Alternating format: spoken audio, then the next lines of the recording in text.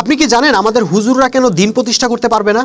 প্রথম কারণ হইল, দিন প্রতিষ্ঠা করতে হইলে মোমেন হইতে হবে, আর মোমেন হইতে হইলে আল্লাহর রাস্তায় সম্পদ ব্যয় করতে হবে। কিন্তু সমস্যা হইল, আমাদের অধিকাংশ হুজুরদের কাছে ইসলাম তো ব্যয়ের খাত না, ইসলাম তাদের কাছে আয়ের খাত, উপার্জনের খাত। তাইলে ওনারা মোমেন হবেন কেমনে আর দিন প্রতিষ্ঠা করবেন কেমনে? দ্বিতীয়ত, দিন প্রতিষ্ঠার জন্য ইস্পাতের মতো কঠিন ঐক্য লাগে, আর ঐক্য প্রতিষ্ঠার জন্য সহনশীলতা লাগে, উদারতা লাগে। কিন্তু আমাদের অধিকাংশ হুজুরি কি করেন?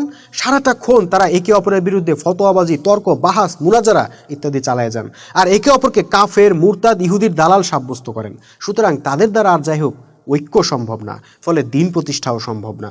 তৃতীয়ত, দিন প্রতিষ্ঠার জন্য একজন নেতার আনুগত্য লাগে, সেই নেতার কমান্ড মোতাবেক দিন প্রতিষ্ঠার সংগ্রাম করতে হয়। কিন্তু ভাই, আমাদের অধিকাংশ হুজুরদের যে অহংকার, আপনার কি মনে হয় তারা সবাই মিলে কোনো একজনকে নেতা মানতে পারবে?